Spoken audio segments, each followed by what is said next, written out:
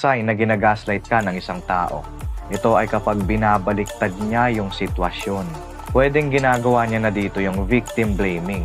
Siya na nga yung may kasalanan, pinapasa niya pa sa'yo.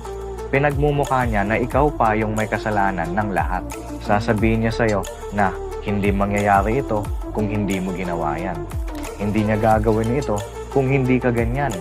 Hindi siya magloloko sa relationship nyo kung hindi ka toxic makisama. Parang ganun, pinamumukha niya sa'yo na sa'yo lahat ang sisi.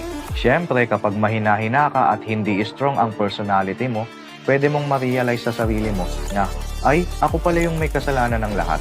Tama lang pala yung ginawa niya kasi ako naman yung mali.